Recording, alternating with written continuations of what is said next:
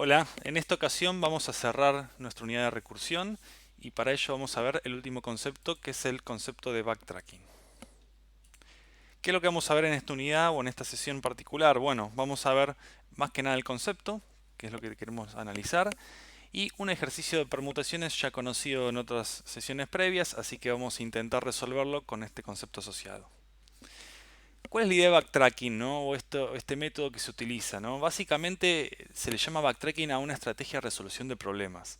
Lo que vamos a hacer nosotros es tratar de resolver estos problemas que venimos haciendo. Algunos los hacemos con un estilo de estrategia de recursión de pila, por ejemplo, cuando lo implementamos. Eso conlleva una forma de pensar el problema, como también si queremos verlo con recursión de cola, lleva a otra forma de pensar el problema, más que nada en cómo se construye la solución, si desde adelante hacia atrás, desde abajo de la recursión, desde la profundidad de la recursión hacia afuera. Así que son varias estrategias que vamos probando. Bueno, y el backtracking es una estrategia particular que se ve mucho también cuando vemos con lo que son enfoques no determinísticos, ¿no? Esto de decir, bueno, yo no sé cuál puede ser una solución o una serie de pasos para encontrar un problema, la solución a un problema. En esos casos yo tengo que ir probando cosas, ¿no? Esta cuestión de prueba y error o este concepto de prueba y error que a veces aparece como una posible forma de resolverlo, entonces yo voy tanteando qué puedo ir haciendo de un lado o del otro para ver si llego a una solución que es exitosa o no. Y si la encuentro, quizás me quedo con esa solución o inclusive el problema puede involucrar y encontrar todas las soluciones posibles, ¿no? De esa forma yo voy a probar a encontrar la solución. Cuando la encuentro me la guardo y sigo probando otras alternativas que no había probado hasta el momento, ¿no? Por lo tanto, esta estrategia justamente se trata de eso, de encontrar soluciones válidas dentro de un set finito de opciones, ¿no? Sabemos que tenemos muchas opciones, pero siempre finitas, ¿no? No podemos trabajar con el concepto de infinito de opciones porque ahí sí no podríamos hacer el concepto de backtracking, pues no termina nunca el problema, ¿no? O el algoritmo. En todo caso, podríamos limitarlo nosotros para una situación práctica. Pero bueno, ¿por qué se le llama backtracking? Bueno, más que nada porque vamos a ir probando opciones, ¿no? de soluciones parciales, a ver si esta solución es válida o no. Y si no la encontramos, lo que vamos a hacer es una opción inválida. Lo que vamos a hacer es volver hacia atrás en nuestros pasos para probar otra opción que no hayamos probado antes. Por eso es necesario el concepto de guardarnos información de qué fue lo que probamos hasta el momento, ¿no? Si yo probé combinaciones de partes para poder resolver un problema, yo tengo que saber que esa combinación de partes que probé no funciona.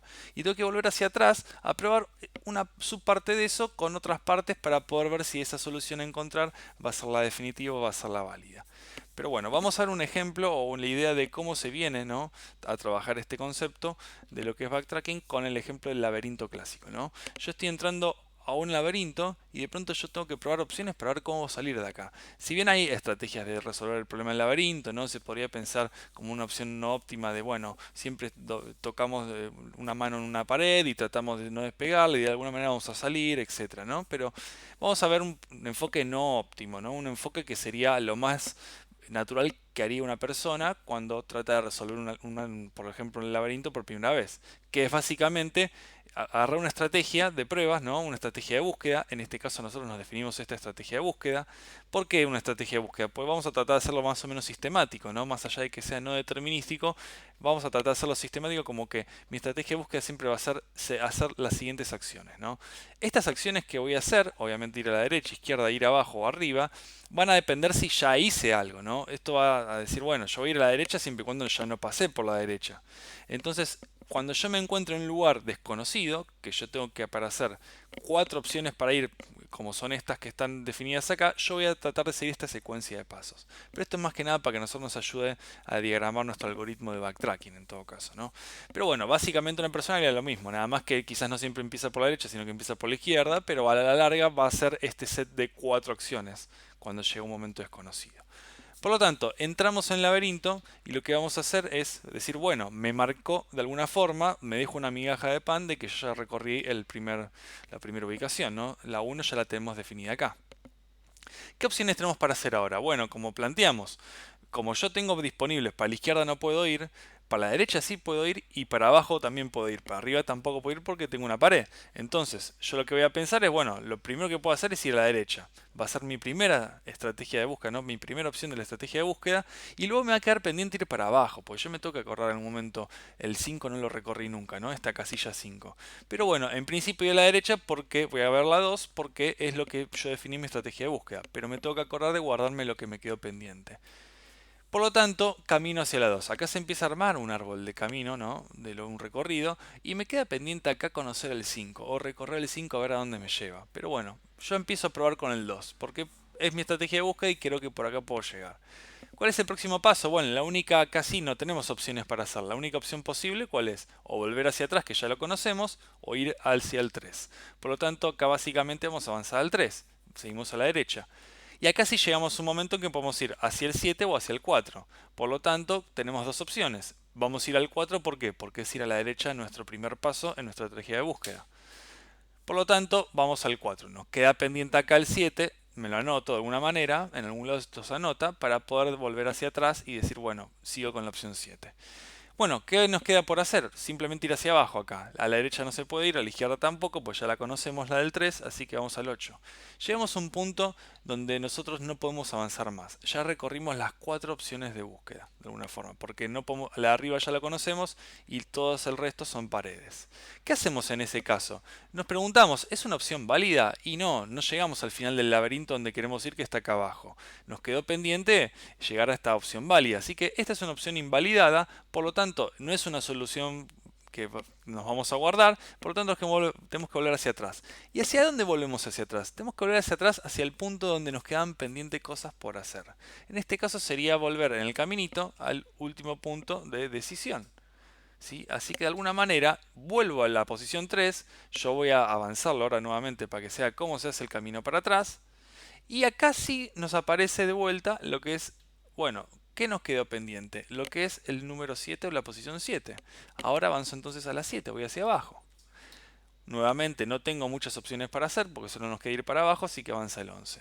Ahora nuevamente aparecen dos opciones, primero es a la derecha, obviamente vamos a hacer primero a la derecha porque es nuestra estrategia de búsqueda, pero nos queda pendiente el 10, ¿no? Ir hacia la izquierda. Cuando llegamos a la derecha nuevamente encontramos una solución sin salida, volvemos hacia atrás, hacia el 11 y ahora seguimos por el 10 que nos queda pendiente acá. Así que seguimos recorriendo. Y aquí nos aparece de nuevo otra alternativa.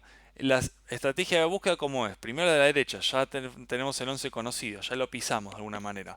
Después hacia la izquierda, no conocemos el 9, así que vamos a la casilla 9. Nos queda pendiente ver la 14, así que se abrió acá otra alternativa que todavía no conocemos. Como el 9 va solo al 13, el 13 no es solución válida, volvemos hacia atrás otra vez hasta llegar al 10. Y el 10 nos queda pendiente ver el 14. Por lo tanto, ahora sí en el 14 vamos a ver que son todas soluciones más que nada triviales hasta llegar a la solución válida que es el 16. Por lo tanto, la estrategia de backtracking básicamente es lo mismo que hacemos o el camino que estamos recorriendo con nuestra persona cuando volvemos hacia atrás a una celda donde todavía nos quedaban pendientes cosas por hacer, ¿no?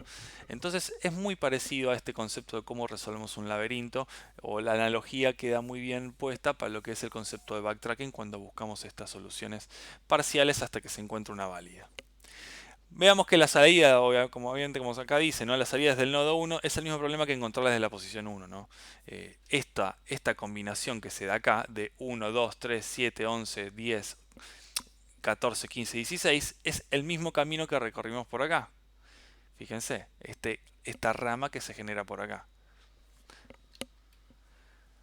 Lo bueno de backtracking es que si existe una solución, esta forma de pensar el problema nos va a asegurar que la va a encontrar. Volvamos al problema de permutaciones, ¿no? Este conocido ya problema que trabajamos en otras sesiones, que hemos visto hasta ahora dos enfoques de resolverlo. Uno lo hemos visto a través de los videos grabados y otro lo hemos visto en los encuentros sincrónicos.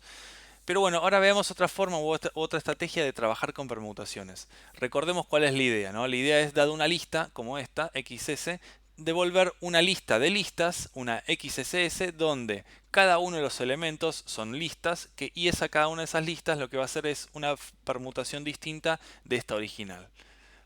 En este caso, como es una lista de 3 elementos, nos va a dar, obviamente, la combinación de las permutaciones nos va a dar un subset o un conjunto de 6 listas, o sea, 6 permutaciones distintas. Vamos a presentar el problema construyendo soluciones parciales, ¿sí? Vamos a imaginar de que inicialmente lo que tenemos que armar es cada una de estas listas que tenemos adentro de XSS, ¿sí? Obviamente está la original, pero tenemos que generar cada una de estas.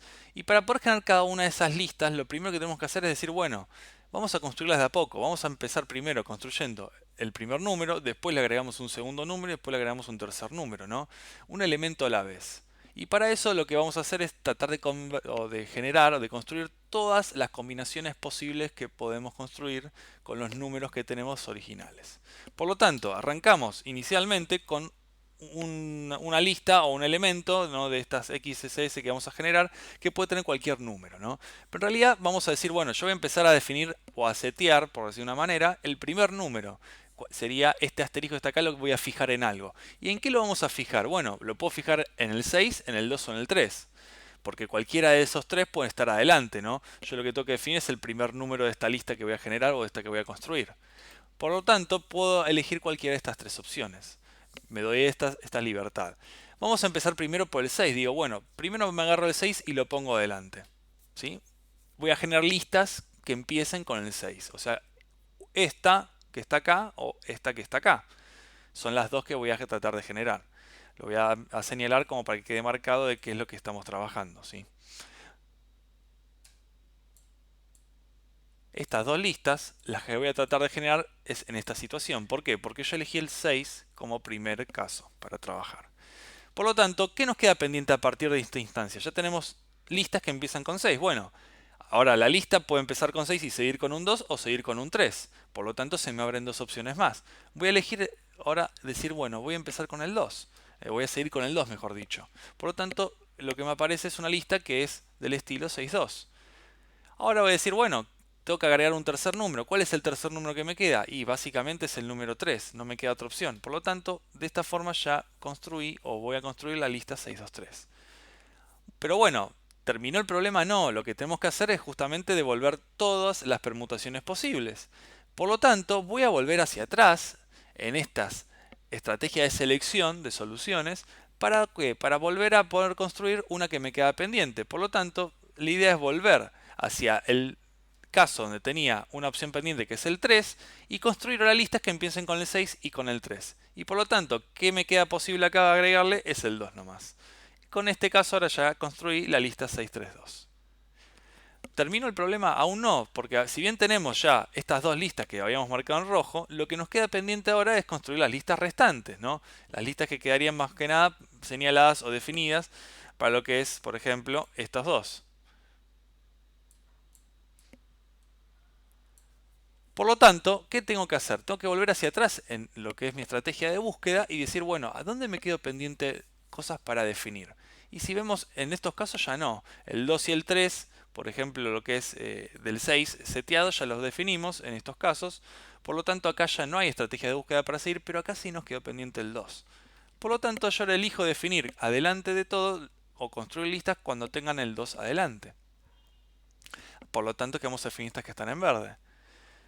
Por lo tanto, ¿qué nos queda ahora? Definir el segundo número. El segundo número puede ser el 6 o el 3. Nuevamente tenemos opciones múltiples. Vamos a ver con el 3. Si yo elijo el 2 y el 3, nos queda pendiente solo agregar un número que es el número 6. Por lo tanto, acá es trivial y se genera la lista 2, 3, 6. ¿Qué nos queda pendiente? Bueno, resolver la del 6. 2, 6 y algún número más. ¿Cuál es el número ese? Obviamente es el 3. Entonces ahora decimos que vamos a construir la 263. ¿Terminó el problema? Aún no, nos faltan permutar más cosas, nos falta encontrar más soluciones. Hasta acá mi concepto de búsqueda de backtracking encontró dos soluciones y otras dos, encontró hasta ahora 4 soluciones válidas. Pero me quedan otras por encontrar. ¿Por qué? Porque me quedo pendiente de elegir o definir qué pasa si las listas empiezan con 3. Por lo tanto, tengo que ver y definir, vuelvo hacia atrás de este lado y decir, bueno, ¿qué empiezan con 3? Bueno, el mismo procedimiento, 6 y 2, y vamos a ver que se generan las otras con 6, 3, 6, 2 y con 3, 2, 6. Básicamente lo que estamos haciendo de esta forma o tratando de plasmar en un gráfico el pensamiento que haríamos si estamos probando y haciendo por error, ¿no? Esto es como decir, si yo tengo 3 elementos, bueno, saco uno y lo pongo adelante. Después el segundo elemento, bueno, saco uno y lo pongo en la segunda posición. Y después solo me queda uno, así que lo agregué. De la misma manera, podemos pensar de que hacemos lo mismo si, bueno, espera, ahora ya ese último agregué, ahora volvemos a cambiar, demos vuelta esos dos. Así ya me quedan todas las combinaciones posibles con el primer elemento adelante. Y así voy probando distintas opciones. Nada más que ahora le estamos dando un formato dentro de todo bastante, un esquema bastante, no formal, pero por lo menos sistemático para poder resolverlo. Vamos a ver cómo lo resolvemos esto, pero antes de eso vamos a ver cómo rotamos los elementos de una lista, esto que no tiene que ver con la recursión, pero sí que lo hemos usado en sesiones previas y quizás está bueno verlo separado para ver y que no confunda cómo aparece en el código final, que esto ya lo hemos visto y quizás se queda medio confuso, ¿no? Pero yo quiero mostrar algo rápido de cómo haría para poder rotar los elementos de una lista, ¿no? Una operación sencilla, en este caso no es un procedimiento, es básicamente estamos definiendo una serie de pasos en un main, por ejemplo, y lo que queremos lograr es que si yo tengo una lista que es 623, por ejemplo, yo lo que quiero es lograr hacer cosas con tres formas rotadas de esta lista, ¿no?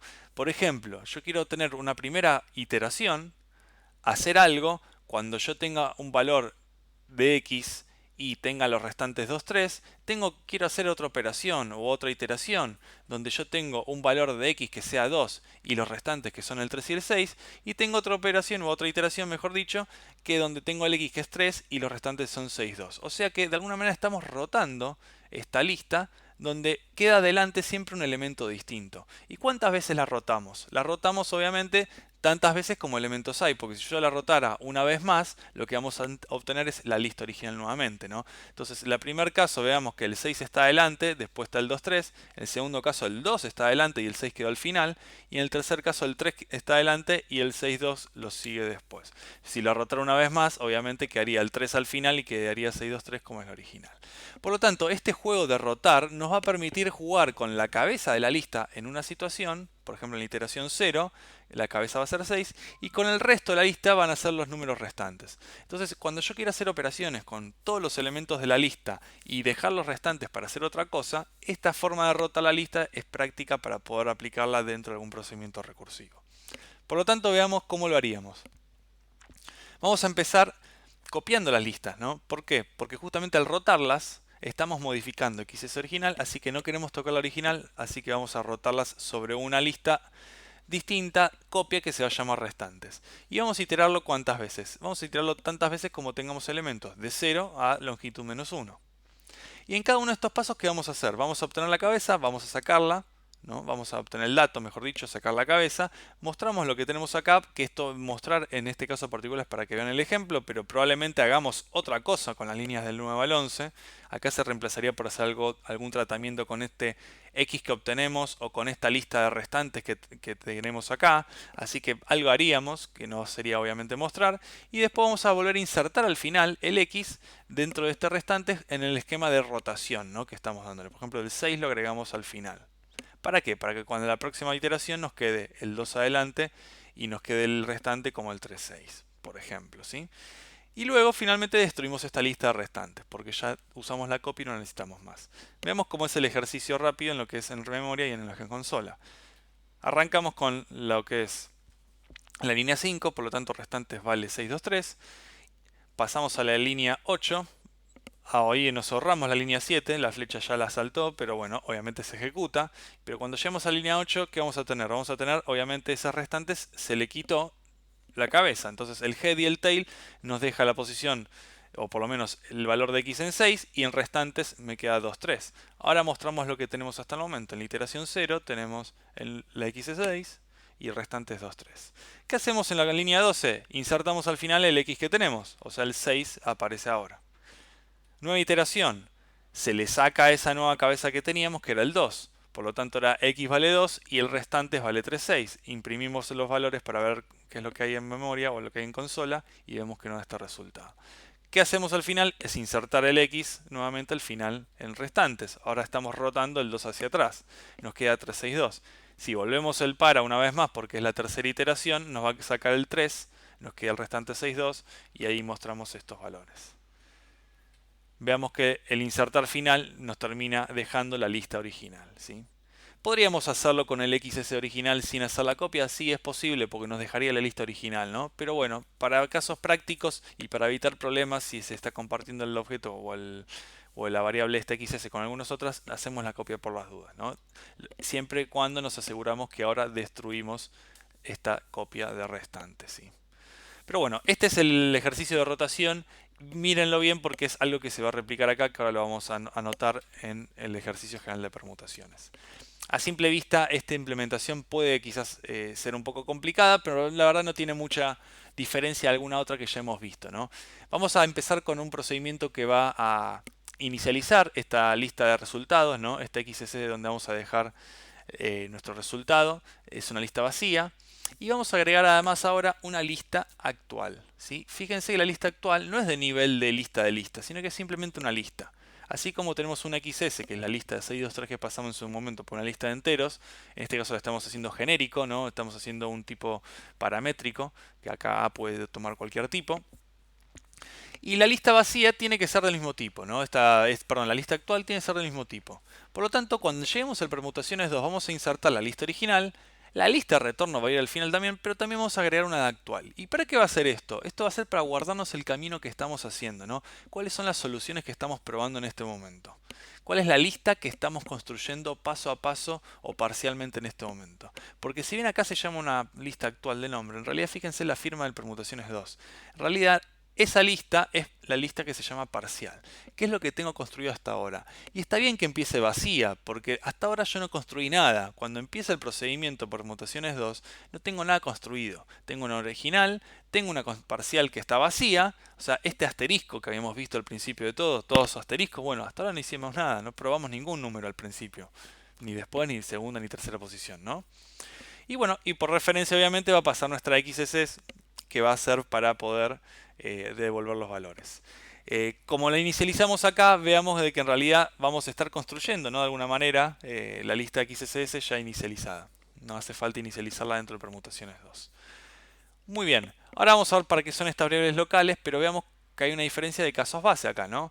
El caso base básicamente lo que va a hacer es obtener la parcial que hicimos hasta ahora.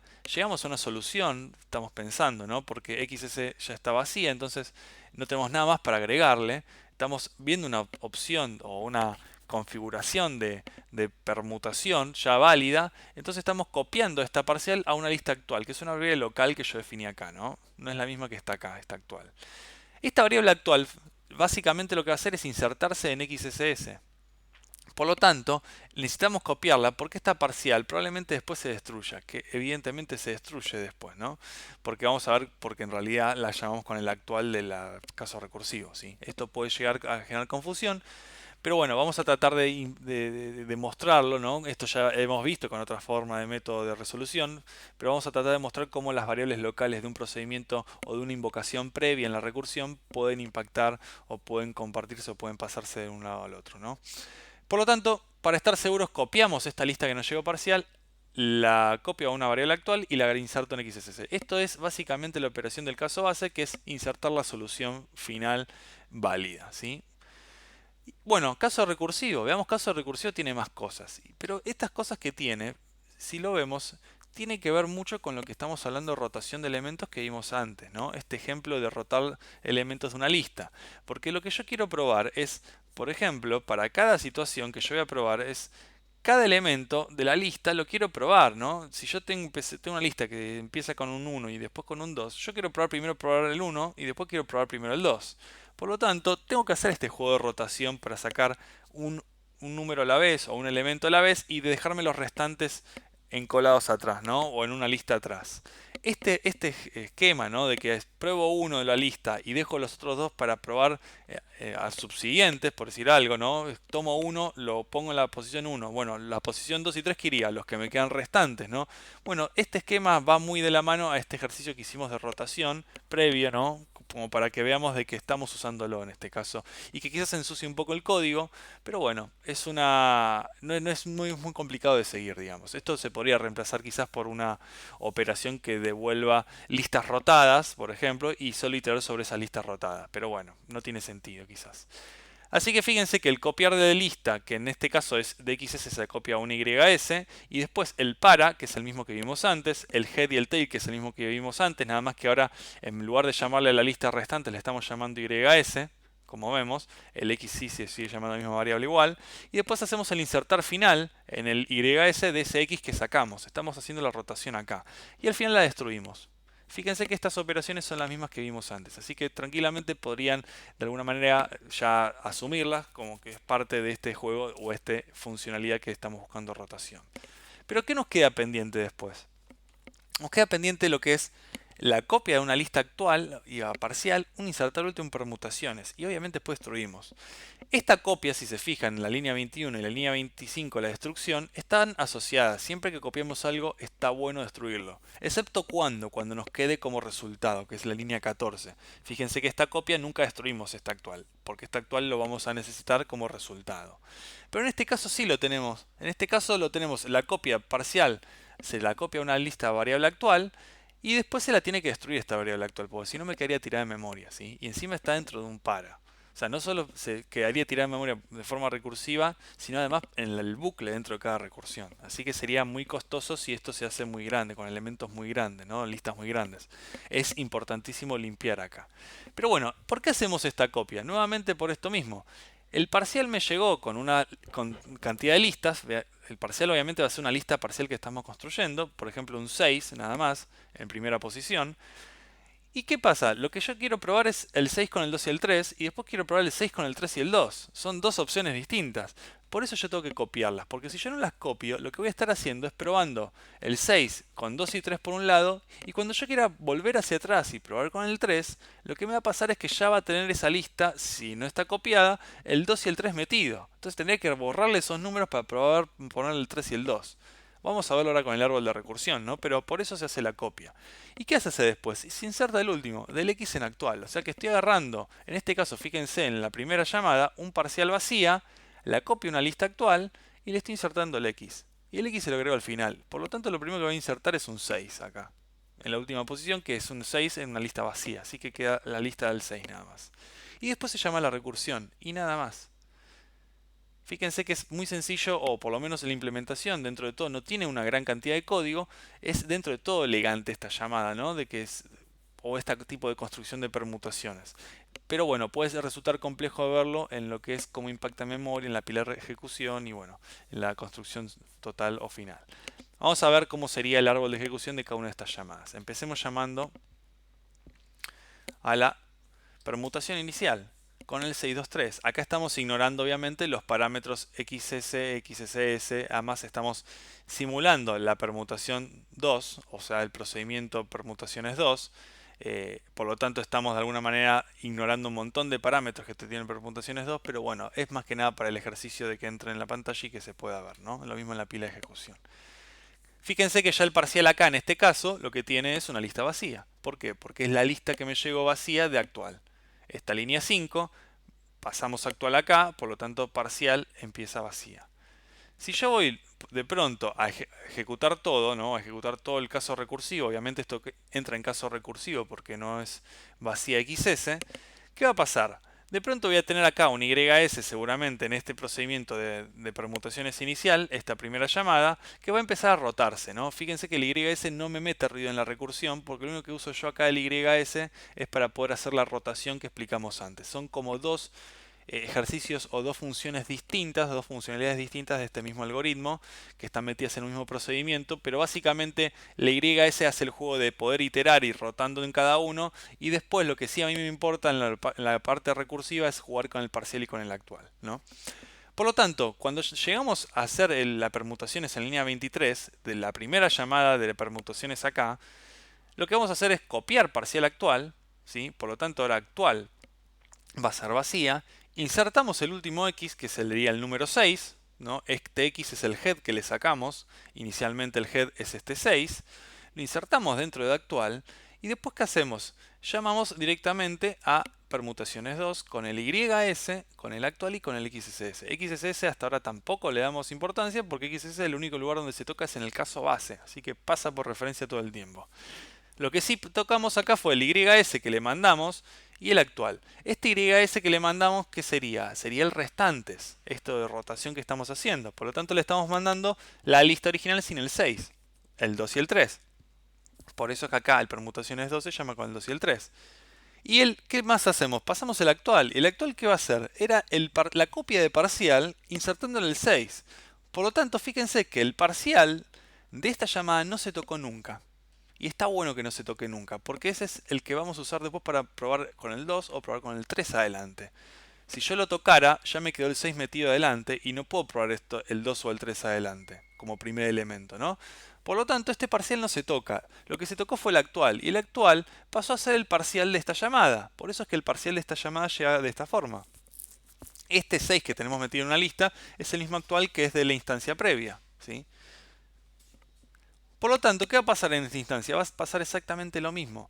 Vamos a entrar en caso recursivo, vamos a copiar este parcial que nos llegó, este 6 lo copiamos, ¿no? Esta lista con un 6, le insertamos a ese actual, a esa copia, ¿no? Del parcial que es el actual, en esta instancia, le insertamos el x, que sería la cabeza de esta instancia, que sería el 2, al final. Por lo tanto, ahora actual me va a valer 6, 2.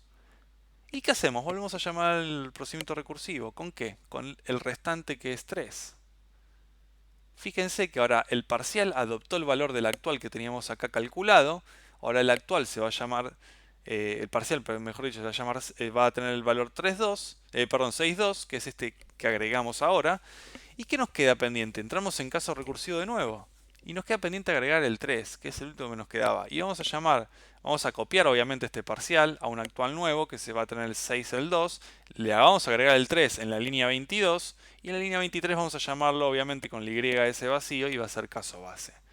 Cuando llegamos a caso base, ¿qué pasa? Nos llegamos con el parcial, que es 623, que es este actual que estábamos construyendo en la caso previo, y lo insertamos en XSS. Por eso aparece acá. Fíjense, ya empezamos a construir nuestras soluciones. Pero acá no terminó todo, porque esta es una de las permutaciones posibles, que es la lista original. ¿Qué nos queda probar? Y nos queda probar las permutaciones que nos quedan pendientes. Por ejemplo, las de este caso. Porque fíjense que en este caso el para que estamos haciendo, si estamos parados en el caso anterior, ¿no? En la permutación de 3, el para que estamos haciendo tiene una sola iteración, por lo tanto se llamó solo permutaciones de 2 con el caso base que es este. Pero no se vuelve a llamar más, el procedimiento terminó, porque el para de este caso solo iteró una vez. Iteró desde 0 hasta la longitud de xs-1. En este caso xs era una lista con un 3, era la longitud es 1 menos 1 es 0, por lo tanto el para solo iteró una vez. Volvemos hacia atrás. Acá sí queda pendiente algo, porque tenemos dos iteraciones, solo hicimos una. Por lo tanto, la próxima iteración, ¿qué va a pasar? Vamos a insertar al final de quién? Del que estamos trabajando acá, del YS. ¿Sí? El YS que había pasado quedaba con un 3. Le vamos a insertar al final el 2. Por lo tanto, ahora vamos a volver a iterar ¿con qué? Con el 3 y el 2 acá. Perdón, se desapilan acá obviamente. Por lo tanto, acá queda pendiente ver el 2. ¿Y ahora qué nos queda hacer? Obviamente vuelvo a pasar el mismo parcial. Acá es importante el punto, porque si yo hubiese modificado el parcial acá y seguía modificándose acá hubiese llegado con un parcial de 623, porque me lo fue tocando en cada caso. Es importante quedarnos con la copia previa antes de hacer la copia con este parcial, ¿sí? Por lo tanto, ahora el actual acá se construyó de esta forma, con el 6.3, que va a pasar a este parcial, y ahora fíjense que llega el caso base y se genera el 6.3.2, porque lo único que falta insertar era el 2. Y este procedimiento se va a hacer cada vez que nos queda pendiente hacer algo. Este procedimiento terminó porque se iteró una vez, el de permutación de 2.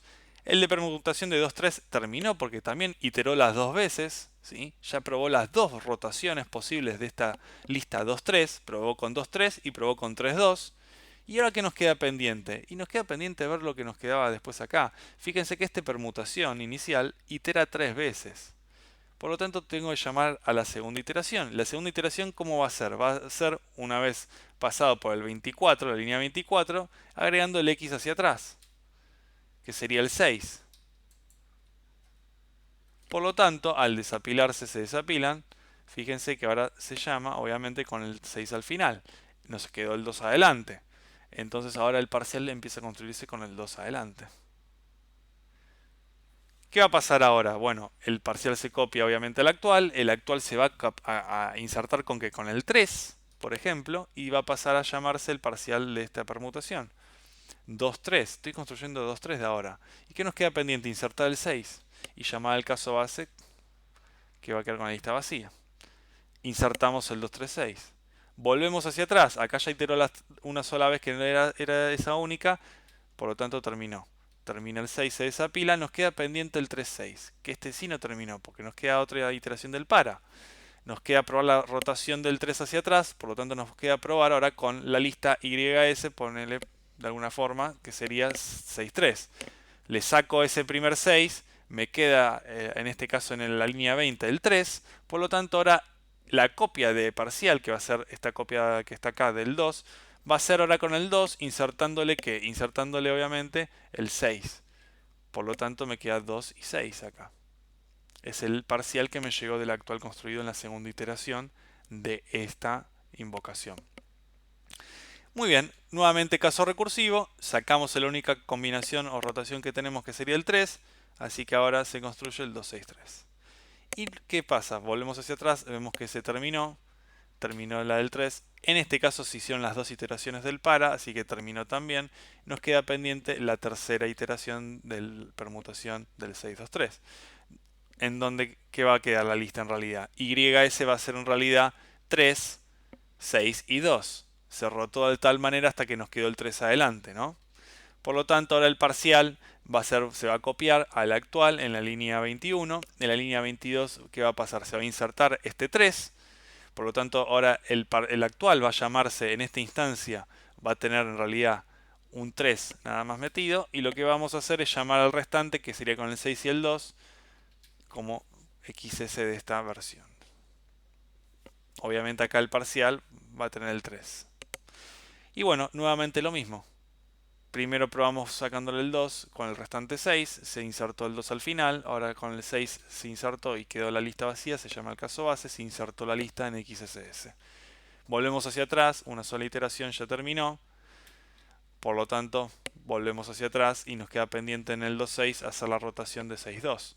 Por lo tanto insertamos el 6, nos queda pendiente agregar el 2 acá nada más y listo, terminamos. Y se cierra y terminan desapilándose los tres procedimientos. Bueno, esta es una manera de resolver permutaciones con el esquema de búsqueda de backtracking. Lo que estamos haciendo es siempre dejándonos pendiente opciones para probar para ir construyendo parcialmente esta solución, ¿no? ¿Cómo las construimos parcialmente? Nosotros las construimos con la lista o de alguna manera con nuestro parámetro parcial, ¿no?